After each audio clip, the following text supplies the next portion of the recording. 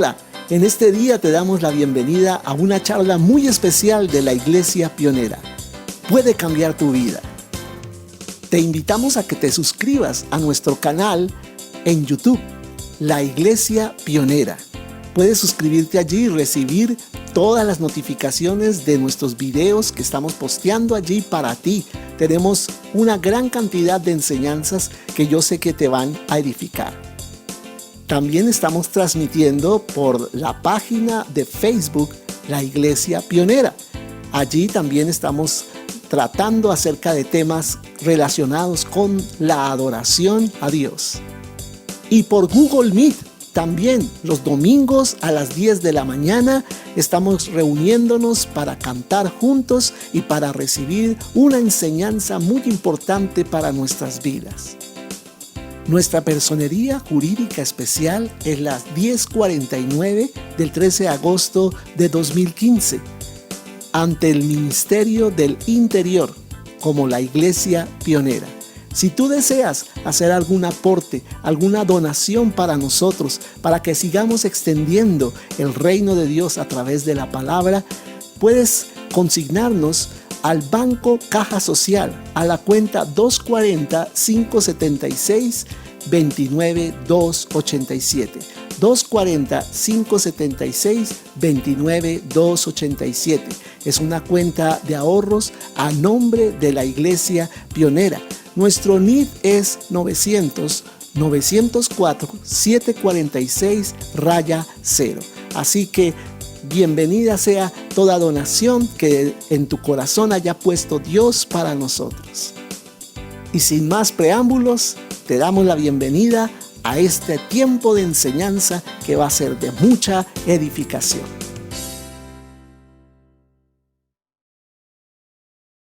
Les invito a abrir la palabra del Señor. Tengo un texto especial o un texto central que es Segunda a los Tesalonicenses capítulo 2. Ahí nos vamos a centrar.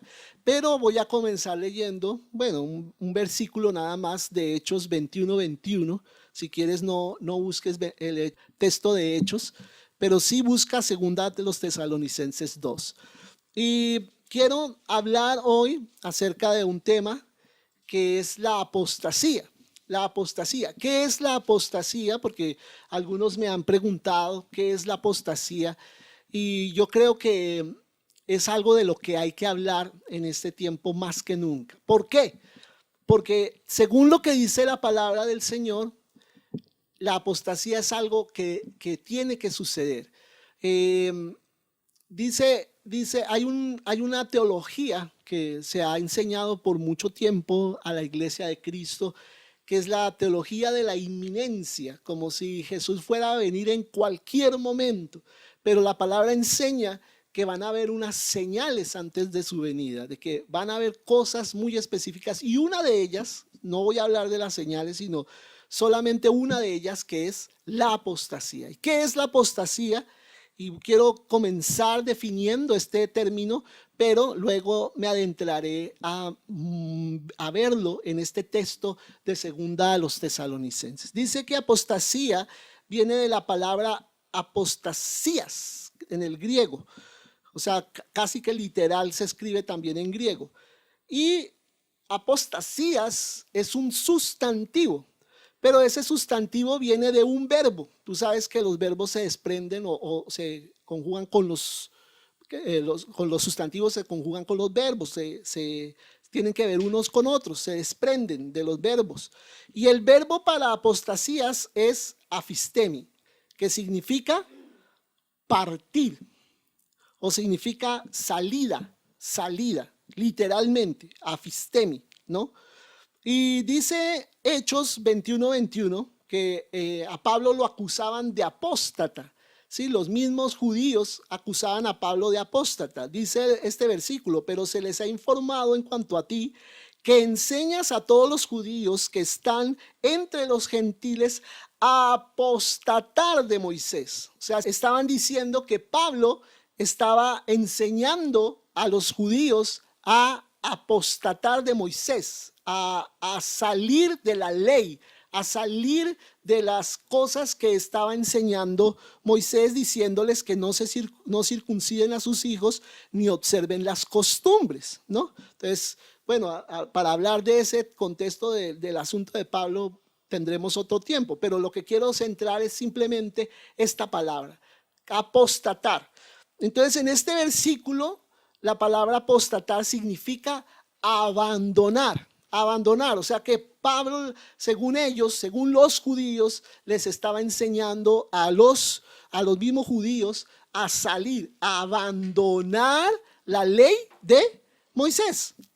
Y también la palabra apostasía está relacionada con apartamiento, o sea, apartarse, ¿no? No un apartamento, sino apartamiento, o sea, apartarse de la palabra, apartarse de la doctrina. También significa revuelta o rebeldía, ¿no? En un sentido político se referían a los apóstatas como, los griegos se referían a los apóstatas como rebeldes al gobierno, ¿no? Como que se rebelaban contra el gobierno. Entonces, allí podemos ver que la apostasía tiene que ver con rebelarse contra algo, contra la palabra de Dios en este sentido bíblico. Se refiere a apartarse de algo, a abandonar algo. Y ahí es donde yo me quiero centrar en esta palabra. Entonces voy a leer 2 Tesalonicenses 2:3. Dice, nadie os engañe en ninguna manera. Escucha lo que dice la palabra. Nadie os engañe en ninguna manera, porque no vendrá sin que antes venga la apostasía y se manifieste el hombre de pecado, el hijo de perdición. Ya ahorita en el texto vamos a darnos cuenta que se refiere todo este versículo. Pero puntualizando algunas cosas de este versículo, podríamos decir que la apostasía tiene que ver con el abandono y el rechazo de la fe. Y esta va a ser una de las características de los últimos tiempos. La apostasía, el abandono y el rechazo de la fe. Y no solo de la gente que no conoce al Señor, que va a rechazar las cosas de la fe, sino los mismos que dijeron ser cristianos dentro de la iglesia, pero que ciertas circunstancias que Dios va a permitir que se susciten en el mundo van a evidenciar el corazón de los cristianos, o de aquellos que dicen ser cristianos y que asisten a las diversas congregaciones que hay en el mundo. La apostasía es abandonar las prácticas espirituales, es caer moralmente, ¿no? O sea, por dejar las cosas del Señor, por dejar de orar, por dejar de ayunar, por dejar de buscar al Señor, empieza a cobrar fuerza la carne en los cristianos y empiezan a caer aún moralmente, o sea, en fornicación, en adulterio. ¿Por qué? Porque están dándole lugar más a las cosas de este mundo, a las cosas del enemigo, que a las cosas del Señor. La apostasía es perder completamente la comunión con el Señor y se manifiesta a través de la frialdad. La gente se empieza a enfriar, la gente empieza a coger indiferencia hacia las cosas espirituales, sobre todo las cosas del Señor, ¿no? Refiriéndonos a las cosas del Señor, incluso abandonar la fe por completo. Hay gente que abandonará completamente las cosas de Dios, abandonará la iglesia y no querrá saber ya nada más de la iglesia. Y esto lo hemos visto, lógicamente, siempre lo hemos visto, que hay personas que toman esas decisiones y hacen estas cosas. Pero ¿por qué se va a volver una señal en los últimos tiempos? Porque se va a volver común. Se va a volver común, casi que va a convertirse en una epidemia espiritual en el mundo, donde la gente, a causa de las muchas cosas que se van a presentar en el mundo, empieza a endurecer su corazón y empieza a dudar de Dios y empieza a alejarse de las cosas del Señor. Y allá es donde quiero llegar con el texto de 2 Tesalonicenses. Pero antes de llegar allí, quiero decirte que podríamos aquí mencionar algunas características de la apostasía. Entonces, lo que decíamos hace un momento, el abandono es la primera de ellas. Una de las características de la apostasía es el abandono. ¿Qué es el abandono? Es separarse completamente a través de un rechazo consciente a la verdad de Dios revelada por medio de su palabra. a separarse completamente de la palabra, separarse de la verdad de una forma que consciente. No es inconsciente, no es que, ay, verdad, estoy dejando de hacer esto, no, es algo que ya la persona toma una decisión y dice, ya no más con esto, ya no voy más con Dios, ya no voy más con la palabra, ya no vuelvo a orar, ya no vuelvo, no solamente que lo va dejando sin darse cuenta, como a algunos sí les ha venido pasando, pero el apóstata lo que hace es tomar una decisión de abandonar definitivamente las prácticas espirituales. Otra cosa que decimos hace un momento de caer moralmente, pecados de la carne, es desviarse. La apostasía es desviarse por causa de la lujuria, que ustedes saben que no solamente es a nivel sexual, sino a nivel del deseo desenfrenado por las cosas de este mundo y la atracción por el pecado. La gente, por esa misma lujuria y ese mismo deseo de satisfacer sus deseos carnales, va a abandonar las cosas del Señor. Eso habla de inmoralidad, borrachera, homicidios, como habla allí Gálatas de los 18 clases de pecado que puedan existir. Pecados espirituales, que son los más comunes pues ya entre la iglesia, en los cristianos. El primero de ellos es lo que decía hace un momento, la indiferencia espiritual. La gente va a empezar a coger indiferencia hacia las cosas del Señor.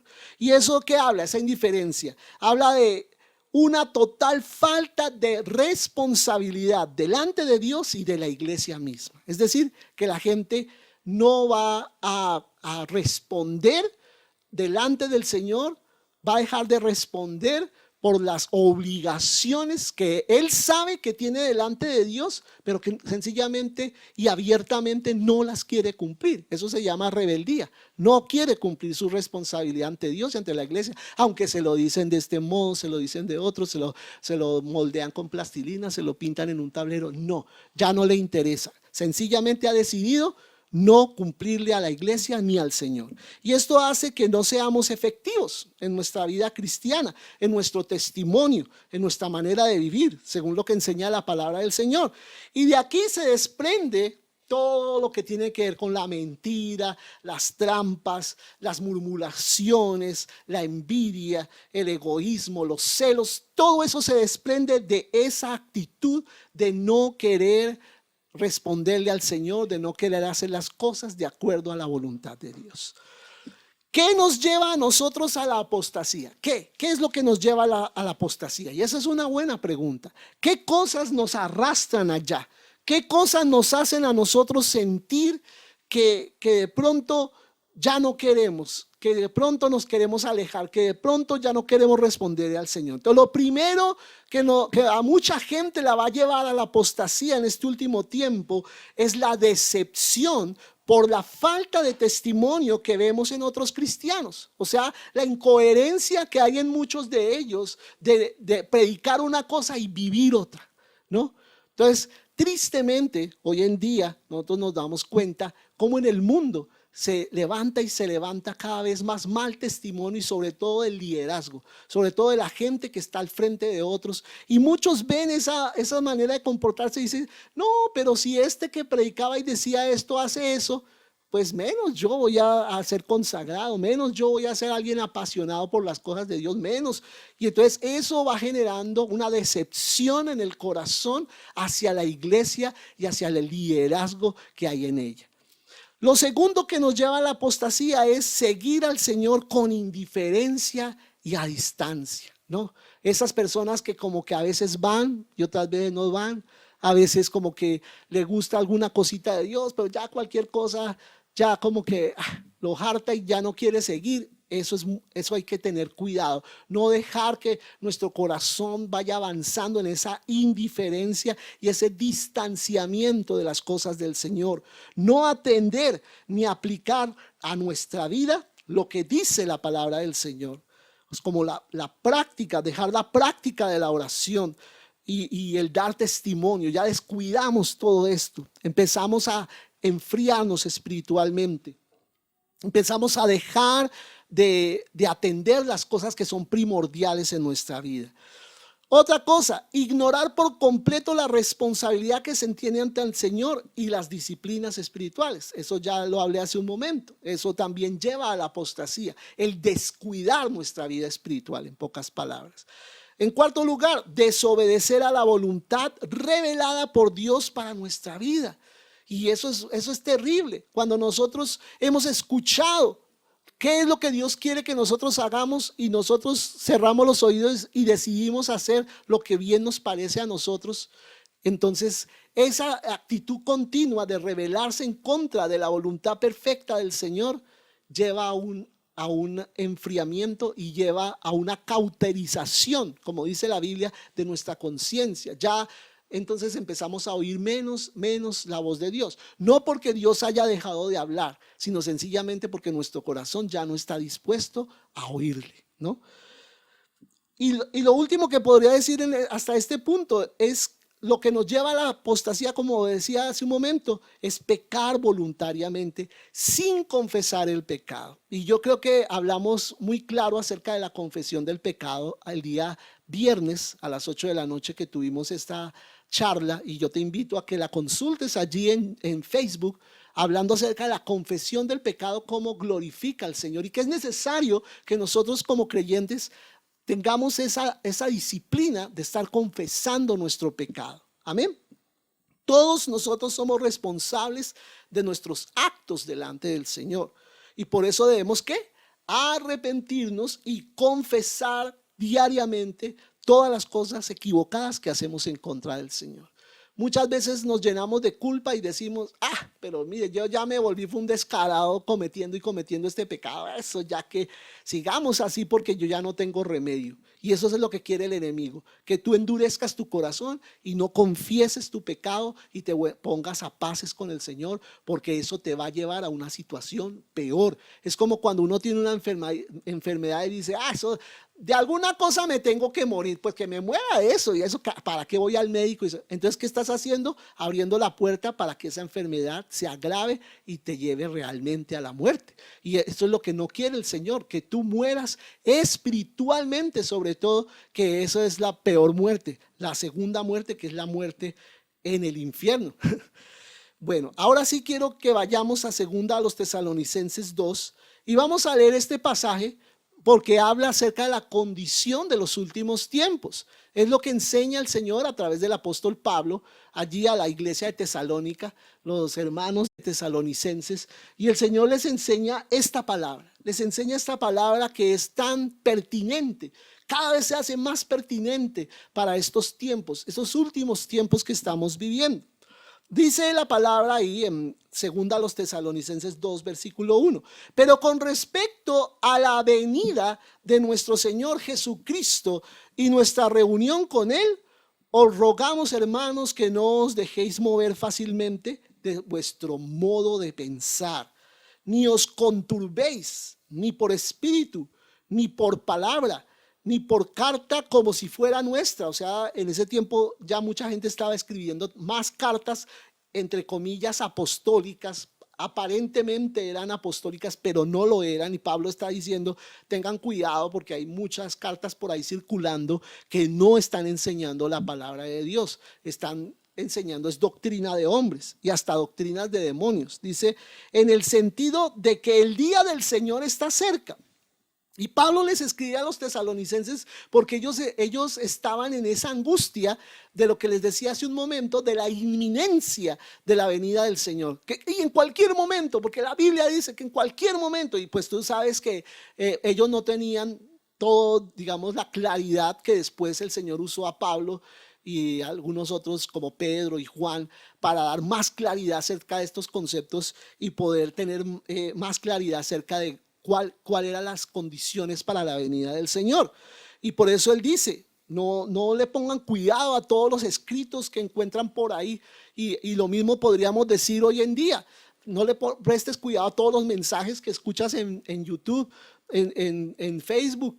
No le pongas cuidado, no pienses que todo es palabra de Dios, que todo eso viene del Señor. No, hay que filtrarlo por el Espíritu, con discernimiento, para que tú no tragues entero muchas fábulas, como dice el apóstol Pablo, muchas doctrinas equivocadas, torcidas, que uno dice, wow, qué revelación, yo no había visto eso así. Claro, eso es así y eso así, y muchas veces no está realmente centrado en la interpretación correcta de la palabra de Dios. Para interpretar la Biblia tenemos al Espíritu Santo y unas reglas específicas, cómo interpretar la palabra sin torcernos, sin irnos a inventar cuentos de cosas que la Biblia no está diciendo, que nosotros queremos que diga muchas veces, pero que la Biblia realmente no lo está diciendo, y tenemos que aprender lo que dice la palabra del Señor.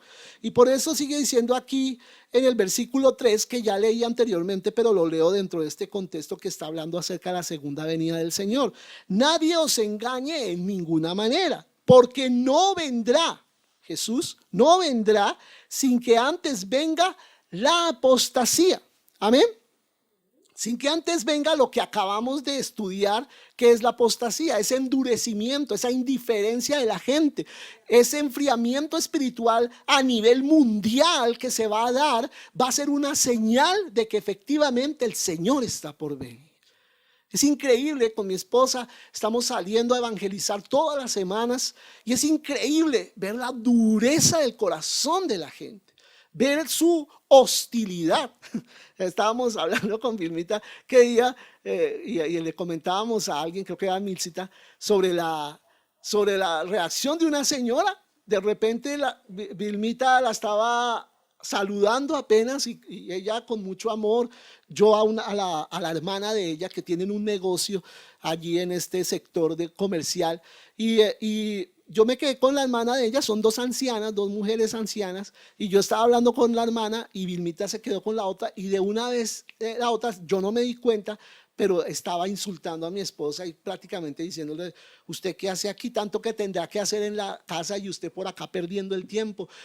Y yo odio a todos los fanáticos, y empezó a expresarse de una manera grotesca delante de ella, y casi que sacándola a empujones.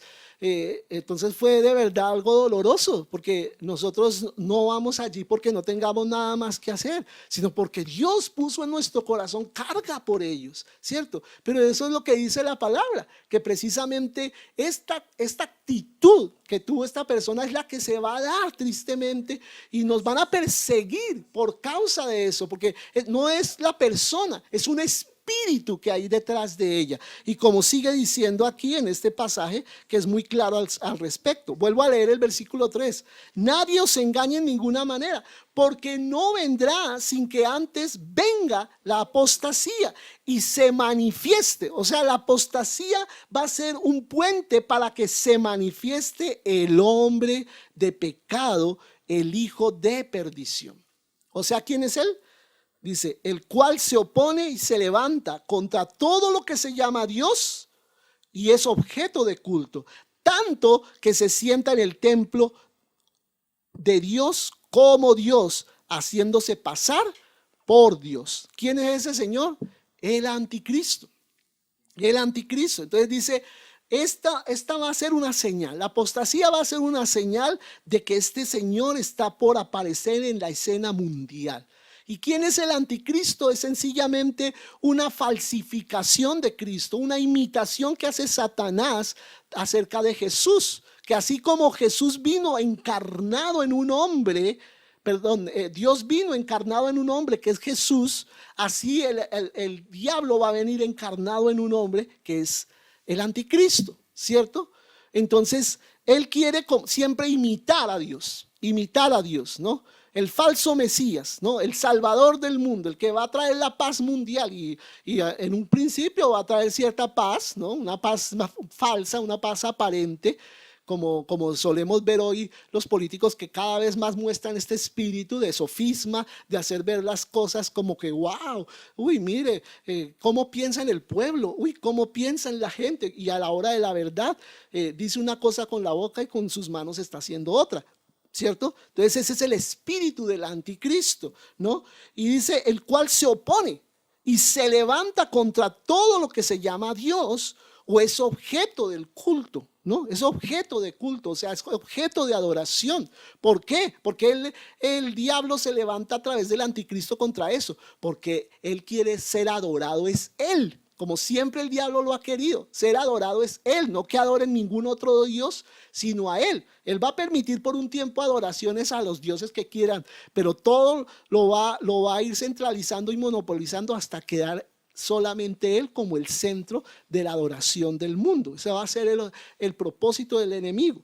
Tanto que se sienta en el templo de Dios como Dios, porque es lo que quiso el diablo siempre. Te recuerda lo que dice Isaías, que quiso quitar a Dios del trono y sentarse él para ser adorado, ¿no? Dice, haciéndose pasar por Dios. Y dice el versículo 5, ¿no os acordáis que cuando yo estaba todavía con vosotros os decía esto? O sea, lo que le está escribiendo Pablo por carta a los tesalonicenses es algo que ya les había dicho a ellos oralmente. Y dice, y ahora vosotros sabéis lo que lo detiene. Ustedes saben lo que lo detiene a fin de que a su debido tiempo se manifieste. ¿Qué quiere decir eso? Que el anticristo tiene un momento específico para manifestarse en el mundo. Y dice, porque ya está en acción el misterio de la iniquidad. Ya está en acción. Solo hay quien al presente lo detiene, vuelve a decir, hasta que él a su vez se ha quitado de en medio. O sea, eso que lo está deteniendo se ha quitado para que con toda su fuerza después el anticristo se pueda manifestar. Y vemos que dice la palabra aquí que ya está en acción el misterio de la iniquidad. ¿Qué quiere decir eso? Que ya han venido personas que de algún modo han manifestado este espíritu de anticristo, como Hitler, por ejemplo, Stalin, gente que fue muy malvada y que tuvo un poder tremendo y manifestaba eso, la persecución contra todo lo que era de Dios, tratando de opacar, tratando de callar todo lo que tuviera que ver con Dios, ¿cierto? Esto ya lo ha habido, aún desde los mismos Césares y en el tiempo de Jesús, ¿cierto? Después de Jesús, en los principios de la iglesia, desde que comenzó la iglesia, ha estado este espíritu anticristiano en el mundo, pero ya no va a venir solo como algo espiritual en el mundo, sino una persona que encarna completamente eso y una sociedad que está dispuesta a seguirlo en esas prácticas contra Dios, ¿no? Todo esto que estamos viendo de la ideología de género, todo esto que estamos viendo de la aprobación del aborto, todo esto que estamos viendo que cada vez se incrementa más y más la criminalidad en el mundo, no solo en Colombia, en el mundo. Todo eso hace parte de una estrategia para ir montando a este señor cada vez más. Por eso se llama el misterio de la iniquidad. La iniquidad tiene que ver con maldiciones heredadas que se van haciendo más fuertes en el presente, ¿no? Eso es lo que quiere decir. Y dice el versículo 8, y entonces se manifestará aquel inicuo, así lo llama el Señor, a quien el Señor matará con el espíritu de su boca. ¿Cuál es el espíritu de su boca? La palabra de Dios.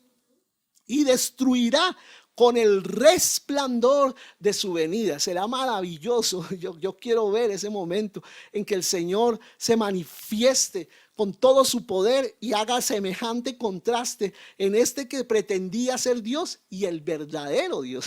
Eso va a ser maravilloso. Y dice, inicuo cuyo advenimiento es por obra de Satanás, ¿cierto? Con gran poder y señales y prodigios mentirosos.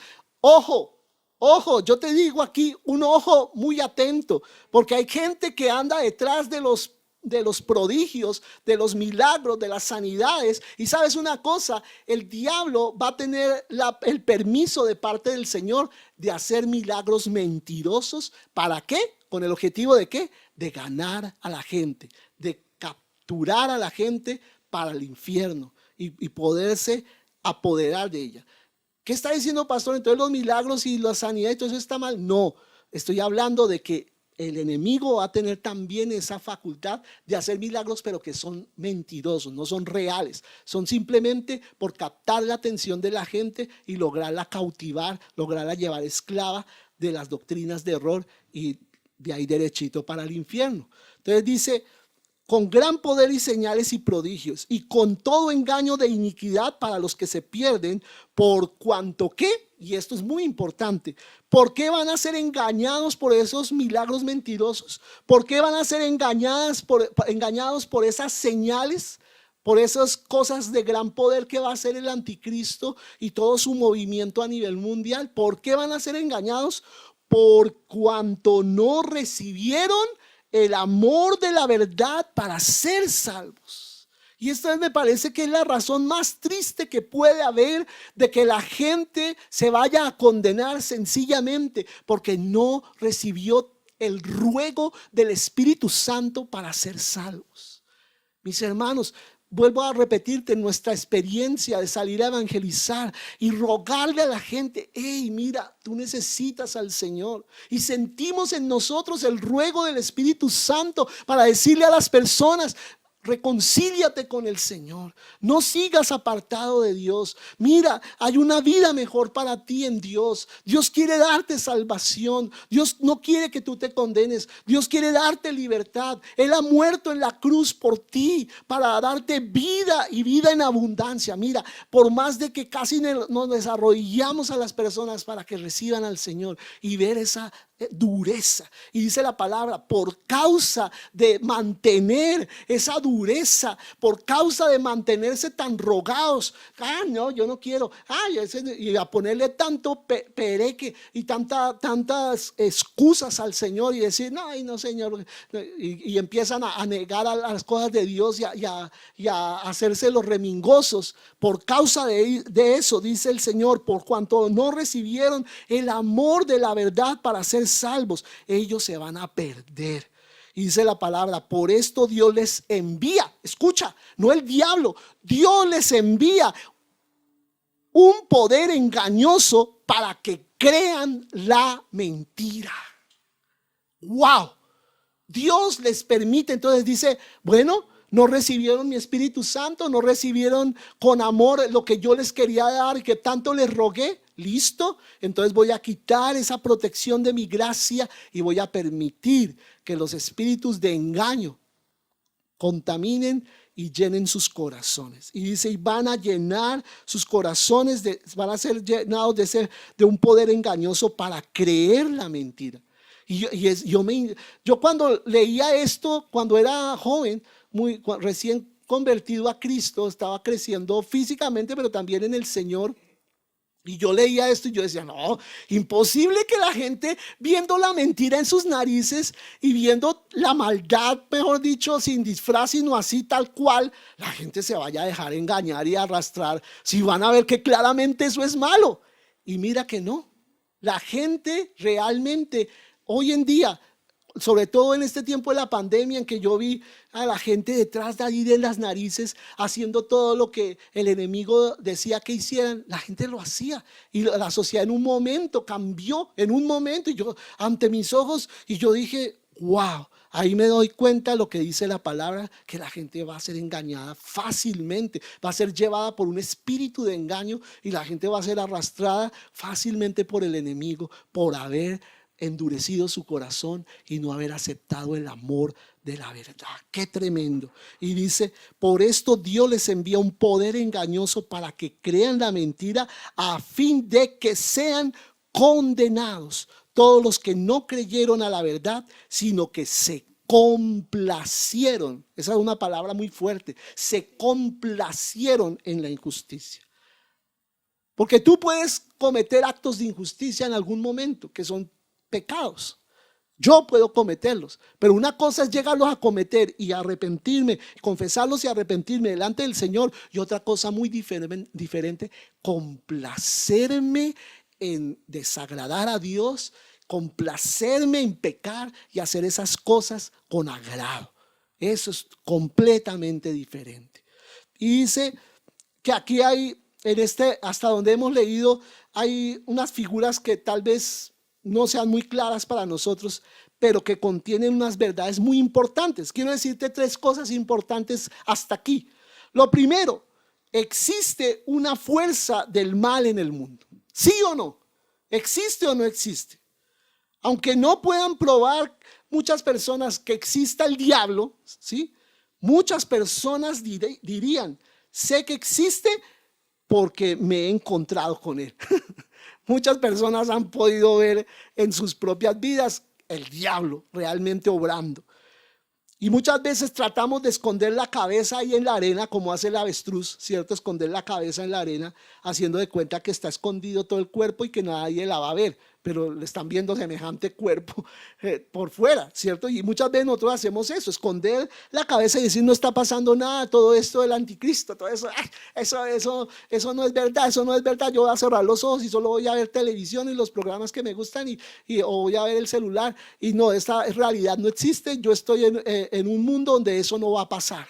Mi hermano, estás en el mismo mundo en donde esto va a pasar, y por más que escondas la cabeza ahí, en el celular o en el televisor, en los libros o en el trabajo o en lo que tú quieras esconder la cabeza, te va a alcanzar. Todo esto te va a alcanzar porque son los tiempos que estamos viviendo. Dice, así escondamos la cabeza si negamos que hay un poder del mal que obra en el mundo. A pesar de que lo neguemos, ahí está operando, y la maldad se está incrementando en el mundo. O sea, la palabra se está cumpliendo. Lo segundo, Dios está en control. Y es lo primero que quiero empezarte a decir antes de entrar a hablarte de la segunda parte de este capítulo, que es hermosa. Dios está en control. Las cosas puede que parezca que se van precipitando hacia un caos, pero Dios está en control hasta en medio del caos. Dios está en control, amén. Y Dios controla el caos. Dios no va a dejar que este caos se lleve el universo y Dios diga, ay, se me salió de control, ¿qué hago para pararlo? No. Dios está en perfecto control, sabe hasta dónde va a permitir que las cosas avancen, y lo que él dice la palabra es fuerte, hasta dónde van a avanzar, pero no es realmente el acabose de todo, porque Dios está en control. Y lo tercero, el triunfo definitivo de Dios es seguro, y aquí empiezan las buenas noticias, amén. El triunfo definitivo de Dios es seguro. A fin de cuentas, nada puede mantenerse contra Dios, amén. Y el anticristo puede que tenga su influencia, ¿cierto? Pero va a llegar un momento cuando Dios diga hasta aquí y no más. Y cuando Dios diga hasta aquí, mira, el diablo, por más que patalee, use todo su poder, todos los demonios que tenga a su favor y hasta los hombres, no va a poder hacer más de lo que Dios le permita, porque Dios pone una raya y hasta donde Dios dice, hasta ahí puede llegar. No puede sobrepasar eso, porque Dios es omnipotente, tiene todo el poder para detener al enemigo. Así es que la pregunta clave aquí es, ¿de qué lado estás? Y eso lo enseñamos hace un momento, hace unos domingos. ¿De qué lado estás? ¿Cierto? Y vuelvo a decirlo porque siento al Espíritu Santo poniendo la insistencia acerca de esa pregunta. ¿De qué lado tú estás? ¿Del lado del Señor o del lado del enemigo? En esa pelea que se libra en el corazón del universo, que es aquí en la tierra, ¿estás de parte del Señor o estás de parte del enemigo? Y quiero terminar leyendo los últimos 5 versículos de este capítulo 2 en segunda a los Tesalonicenses. Dice versículo 13, pero nosotros debemos dar siempre gracias a Dios respecto a vosotros. Mira lo lindo, y aquí empieza el aliciente que le da Pablo no solo a los tesalonicenses, sino a la iglesia de Cristo en general. Y empieza a decir, nosotros, o sea, los apóstoles, los hombres de Dios, nosotros debemos dar siempre gracias a Dios respecto a vosotros, hermanos amados por el Señor, de que Dios os haya escogido. Escucha esa palabra porque voy a hablar de eso para terminar.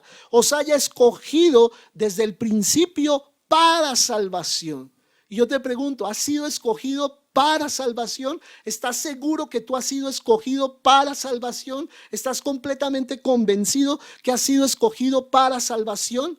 Mediante la santificación por el Espíritu y la fe en la verdad. Aleluya. Y dice el 14, a lo cual os llamo mediante nuestro evangelio para alcanzar la gloria de nuestro Señor Jesucristo. Y mira que Pablo está hablando de esto, del anticristo, de todas estas cosas, pero vuelve a centrarse en el objeto más trascendente que puede haber, que es nuestro Señor.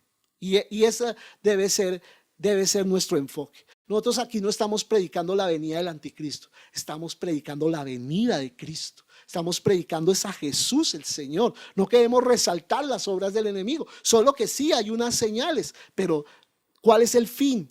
¿Cuál es el final de toda esta historia? La venida del Señor, la gloria de nuestro Señor Jesucristo, como termina diciendo aquí el versículo 14. Y el versículo 15 dice: así que, hermanos, estad firmes. Escucha lo que te dice la palabra: estad firmes y retened la doctrina que habéis aprendido, sea por palabra o por carta nuestra. ¿Qué tenemos que hacer? Retener la palabra, retener las enseñanzas que se te han dado. Enseñanzas muy importantes, reténlas. Aplícalas a tu vida. Y el mismo Jesucristo, Señor nuestro y Dios nuestro Padre, el cual nos amó y nos dio consolación eterna y buena esperanza por gracia, conforte vuestros corazones y os confirme en toda buena palabra y obra. Y esa es mi oración en esta mañana, que seamos confortados por el Señor. Entonces aquí quiero terminar con 3 cositas. Aquí encontramos una especie de resumen de lo que es la vida cristiana. Lo primero, dice que aquí empieza con el llamado que Dios nos ha hecho. Dice, pero nosotros debemos dar gracias a Dios respecto a vosotros, hermanos amados por el Señor, de que Dios os haya escogido desde el principio para salvación. O sea, en ti y en mí hay un ¿qué? Un llamado. Hay un llamado. No habríamos nunca podido ni siquiera buscar a Dios si no fuera porque Él ya nos ha encontrado. Amén. Él salió a nuestro encuentro, Él nos ha encontrado y por eso nosotros tenemos tanta satisfacción de que Él salió a buscarnos. Mucha gente dice: es que yo busqué a Dios y por fin lo encontré. Y no es realmente el hombre el que busca a Dios, es Dios quien busca al hombre. Y si lograste encontrar al Señor es porque te lo encontraste a Él buscándote a ti. Aleluya. Y tenemos un llamado a ser salvos. Y la iniciativa es exclusivamente del Señor. Él es el que nos ha buscado. Y la razón principal que lo mueve a Él a hacer todo esto es por su amor. Ese amor que lo hizo buscarnos. Lo hizo buscarnos. Y todavía el Señor, todavía hay tiempo en el reloj de Dios buscando a los que tienen que ser salvos.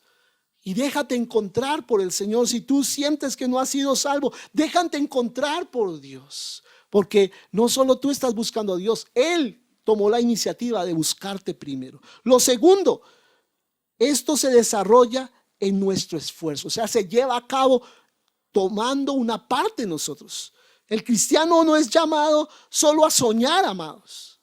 No es solo soñar, sino nosotros somos llamados a luchar. Somos llamados a luchar, no a quedarnos quietos, sino a escalar, a buscar, como hablábamos hace 8 días, a buscar lo que Dios busca, perseguir lo que Dios persigue. Es llamado no solamente el cristiano a un mayor privilegio, que es el tener vida eterna, es un privilegio. Y no solamente es eso, sino es llamado también a la mayor tarea del mundo. La mayor tarea del mundo, que es llevar el mensaje del evangelio a toda criatura. Aleluya. Y por eso dice: a lo cual os llamo mediante nuestro evangelio para alcanzar la gloria de Dios. Y también este esfuerzo tiene la ayuda continua de 2 cosas que dice aquí claramente la palabra.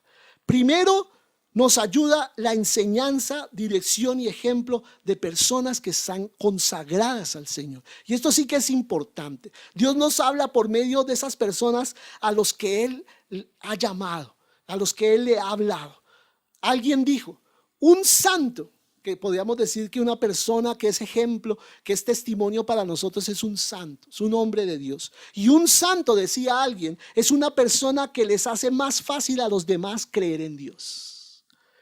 Les hace más fácil a los demás creer en Dios. Y ese es tu llamado y el mío, a ser santos como Él es santo, para nosotros mostrar el testimonio de Dios en nuestras vidas y hacerle más fácil a los que no creen creer en Dios.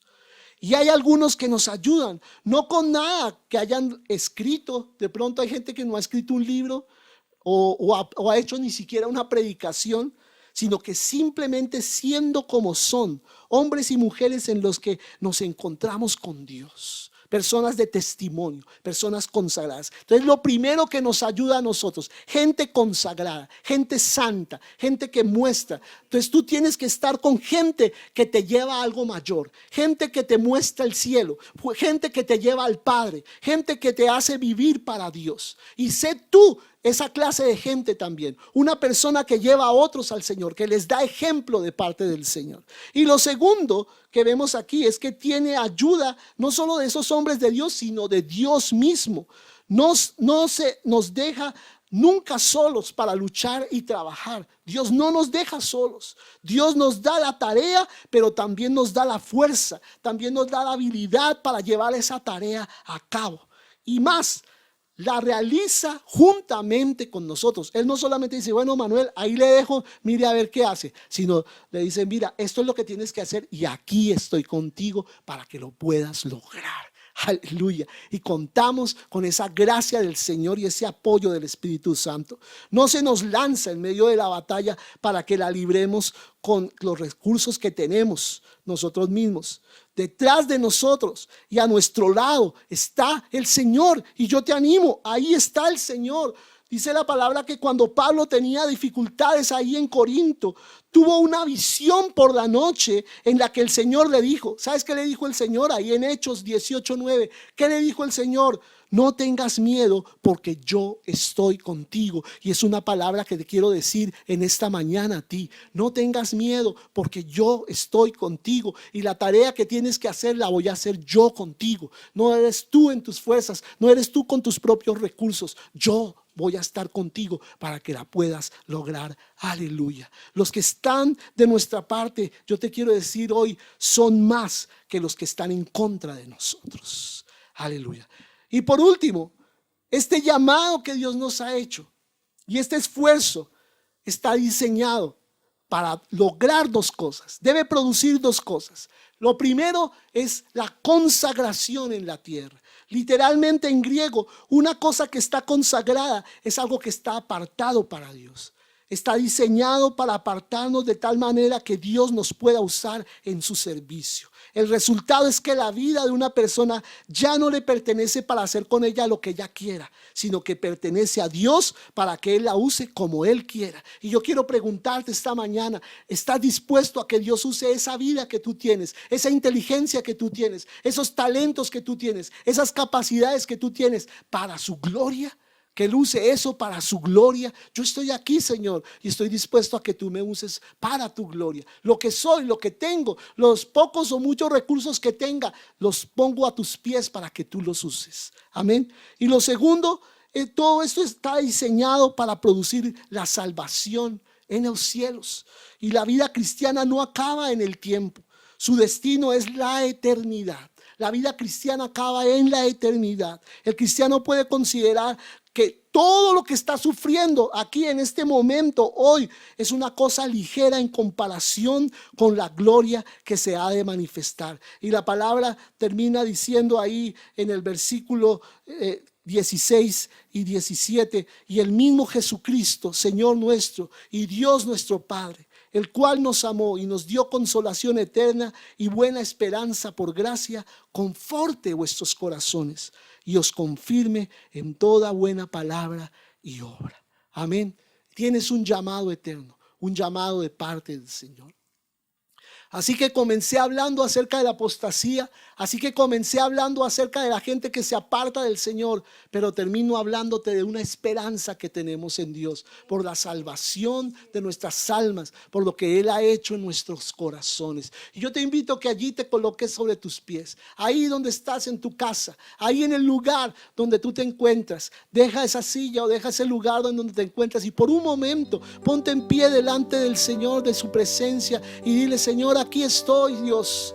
Son tiempos peligrosos. Sé que son tiempos donde la maldad se está incrementando y donde la oscuridad cubre las naciones. Pero dice tu palabra claramente, oh Señor, que la oscuridad cubrirá la tierra, mas sobre ti nacerá Jehová y sobre ti será vista su gloria. Sobre ti amanecerá el Señor, sobre ti amanecerá ese sol de justicia que es Jesucristo, y sobre ti será vista su gloria. Y yo declaro tu gloria resplandeciendo, haciéndose más brillante, haciéndose más refulgente, haciéndose más fuerte en mí en este último tiempo, Señor. La oscuridad nos rodea, la oscuridad es cada vez mayor, Señor, pero tu luz se hace más fuerte.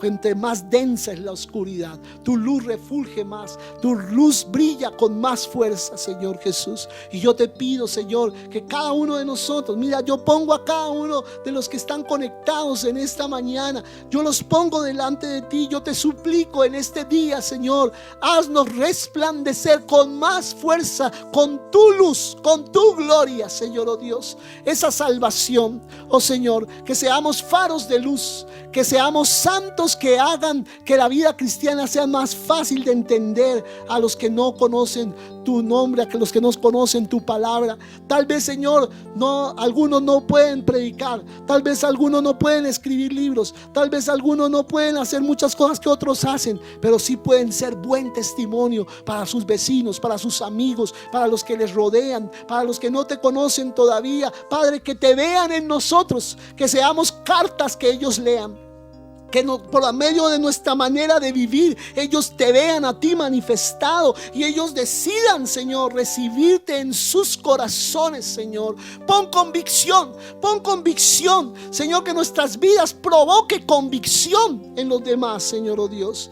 No provoque rechazo, no provoque apatía, no provoque descontento, no provoque decepción, sino provoque pasión por ti, Señor. Pasión, deseo por seguir tus caminos y tener una vida como la que nosotros tenemos. Puede, Señor, que no tengamos todo el dinero que ni nosotros mismos quisiéramos tener.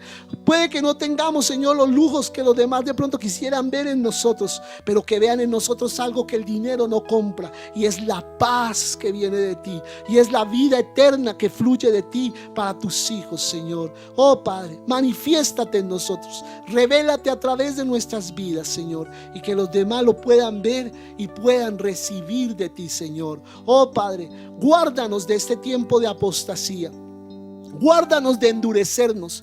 Guárdanos, Señor, de ser indiferentes a tu palabra. Guárdanos de dejar de orar. Guárdanos de dejar de ayunar. Guárdanos, Señor, oh Dios, de dejar de buscar tu presencia con ansia y con pasión. Guárdanos y ayúdanos, Señor, oh Dios, a ser hombres y mujeres, Señor, oh Dios, con pasión por ti, con una pasión que se incrementa en lugar de agotarse, que se hace más fuerte en lugar de acabarse, Señor. En el nombre de Jesús, yo oro por esta congregación, oro por tu iglesia en las naciones, y yo te pido, levántanos con más fuerza que nunca en este último tiempo, Señor. Y aunque la oscuridad cubra las naciones, sobre nosotros amanezca tu gloria, sobre nosotros se levante el sol refulgente de tu gloria, de tu presencia, Señor, y haya una clara diferencia entre los que son y los que no son de ti, Señor, oh Dios. Gracias por tu presencia hoy, en el nombre de Jesús. Amén y amén. Amados, les bendigo con esta palabra hoy. Les bendigo en el nombre de Jesús y les animo en el nombre de Jesús a seguir adelante con la palabra de Dios. No retrocedas, no te endurezcas, no dejes que la indiferencia cobre lugar en tu corazón. Levántate con mayor pasión por Dios, porque Dios vale la pena. Dios vale la pena. Aleluya. Bien, les invito a mantenerse conectados. No olviden, los viernes a las 8 de la noche estamos dando una palabra que es muy especial acerca de adoración, muy linda, que el Señor pone en mi corazón para compartir con todos ustedes, y es como si fuera una palabra del domingo también, así que no se la pierdan. Escúchenla en vivo los viernes a las 8 de la noche por la página del Facebook de la Iglesia Pionera, porque es como si fuera una reunión de domingo, pero el viernes a las 8. Amén. Así que recibe esa palabra en vivo y comenta. Gracias por esos comentarios que nos han dejado últimamente.